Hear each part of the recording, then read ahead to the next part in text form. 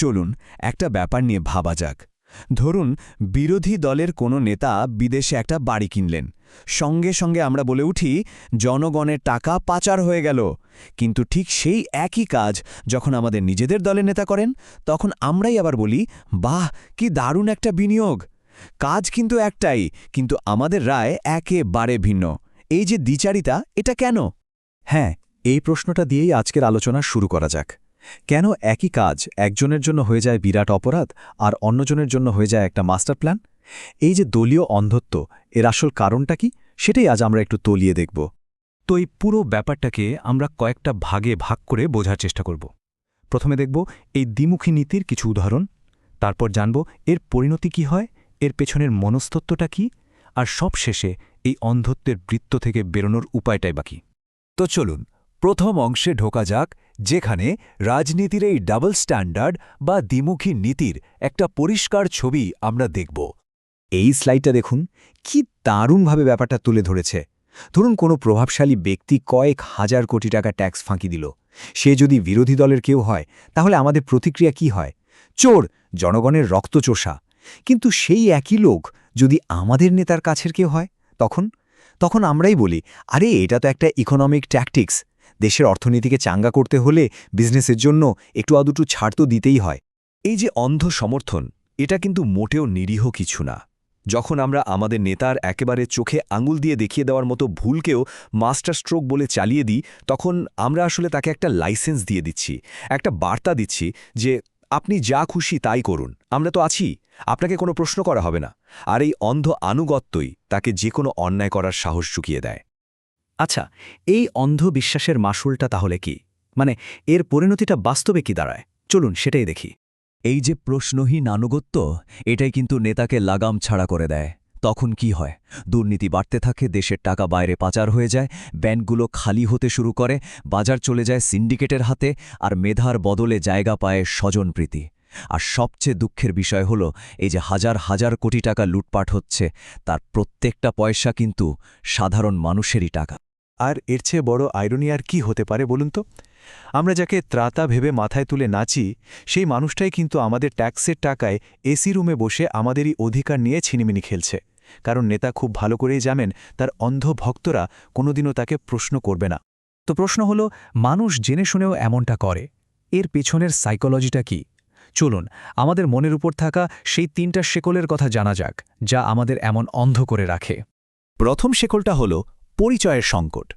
আমাদের দেশে অনেকের কাছেই রাজনৈতিক দলটা কিন্তু কোনো পছন্দের বিষয় না। এটা অনেকটা উত্তরাধিকার সূত্রে পাওয়া সম্পত্তির মতো। বাবা দাদা যে দল করত, ছেলেও সেই দল করে। ফলে দলের সমালোচনা করাটা তাদের কাছে নিজের পরিবার বা বংশকে অস্বীকার করার মতো মনে হয়। এটা একটা আইডেন্টিটির অংশ হয়ে দাঁড়ায়। দ্বিতীয় শেকলটা আরও মারাত্মক। এটাকে বলে কনফার্মেশন বায়াস। মানে আমরা এখন আর সত্য খুঁজি না, আমরা খুঁজি আমাদের বিশ্বাসকে সমর্থন করে এমন তথ্য। এটা একটা নেশার মতো। বিরোধী দলের নেতার নামে কোনো কেলেঙ্কারি শুনলেই আমরা লাফিয়ে উঠি, শেয়ার করি, কিন্তু নিজের নেতার হাজারটা প্রমাদসহ দুর্নীতির খবর সামনে এলেও সেটাকে আন্তর্জাতিক ষড়যন্ত্র বলে উড়িয়ে দিই। আর ৩ নম্বর শেকলটা হল হিরো অরশিপ বা বীর পূজা। আমরা আমাদের নেতাকে আর সাধারণ মানুষ ভাবি না, তাকে বানিয়ে ফেলি প্রায় দেবতার মতো। আমরা ভাবতে শুরু করি তার সব কাজের পেছনে এমন কোনো গভীর চাল আছে যা বোঝার মতো বুদ্ধি আমাদের নেই। আর এই যুক্তিটা দিয়েই আমরা প্রতিদিন নিজের বিবেকের সাথে আপোষ করি। তো এই যে ব্যক্তিগত অন্ধত্ব, এটা যখন লাখ লাখ মানুষের মধ্যে ছড়িয়ে পড়ে, তখন কি হয়? তখন এটা একটা জাতীয় রোগে পরিণত হয়। আর ইতিহাস সাক্ষী আছে এর পরিণতি কতটা ভয়াবহ হতে পারে। জার্মান যাজক মার্টিন নিমওয়েলারের এই কথাটা একবার ভাবুন। প্রথমে ওরা কমিউনিস্টদের জন্য এসেছিল, আমি চুপ ছিলাম। তারপর ওরা যখন আমার জন্য এলো, তখন আমার হয়ে কথা বলার মতো আর কেউ ছিল না।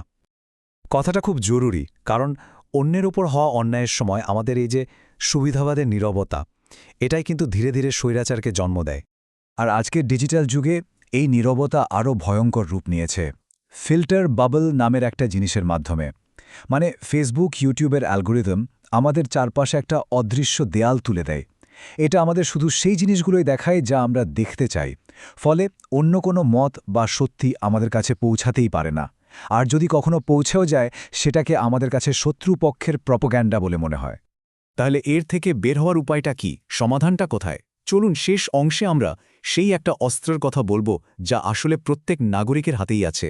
আচ্ছা, একটা প্রশ্ন, নিজের দলের সমালোচনা করা মানেই কি বিশ্বাসঘাতকতা? এই বিশ্বাসটা আমাদের মাথায় এমনভাবে ঢুকিয়ে দেওয়া হয়েছে যে আনুগত্য মানেই হলো চুপ করে থাকা। কিন্তু বাস্তবতা কি তাই? ব্যাপারটা ঠিক উল্টো।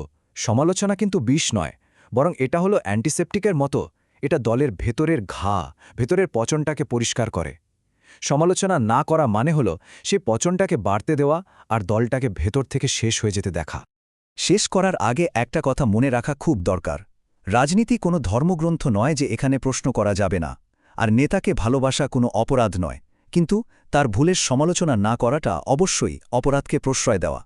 আসল পরিবর্তনটা তখনই আসবে যখন আমরা ব্যক্তির চেয়ে নীতিকে বড় করে দেখব, নেতার চেয়ে দেশকে আগে রাখব। কারণ দিন শেষে আমাদের আসল পরিচয় কোনো দলের কর্মী নয়, আমাদের আসল পরিচয় হল এই দেশের একজন সার্বভৌম নাগরিক। আমরা এই রাষ্ট্রের মালিক, প্রজা নয়।